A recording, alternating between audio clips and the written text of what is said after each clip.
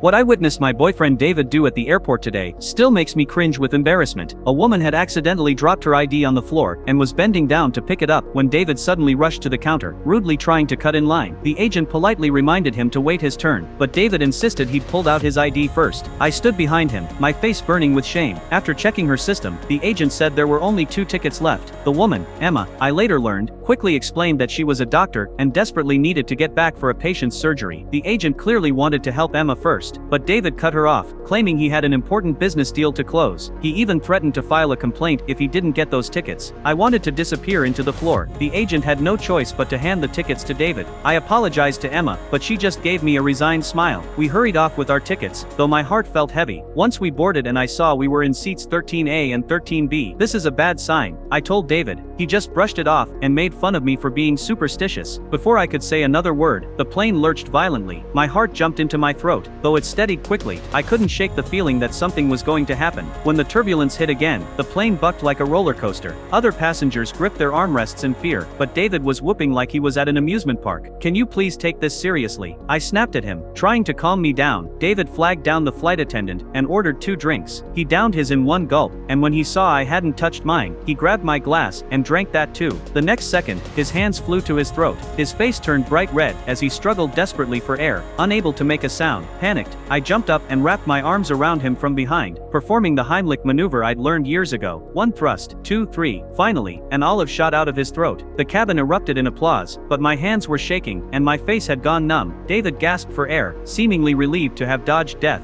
I told you something was off today, I whispered. Stop freaking yourself out, he said impatiently. That was just a freak accident. Then he called the flight attendant over for another drink. Are you out of your mind? I demanded. You're just paranoid about everything, he said dismissively, taking a huge swig just to spite me. I couldn't wait to get away from him. When the plane finally landed, I immediately stood up to leave. That's when I heard a heavy thud behind me. I turned to see David clutching his chest, his face deathly pale, collapsing to the floor. Help! Somebody help! I screamed. David's heart had stopped. I dropped to my knees, frantically calling his name, but he wasn't responding. At the hospital, when David woke up, he asked me what had happened. I told him Dr. Emma had saved his life. When Emma walked into the room, David froze. He recognized her, the doctor whose tickets he'd stolen at the airport. Turns out, after we left, the kind ticket agent had managed to get Emma on another flight departing at the same time. If Emma hadn't been on that plane, if it weren't for her skill and compassion, David might not have made it. Watching the shame and gratitude in David's eyes, I suddenly understood something profound.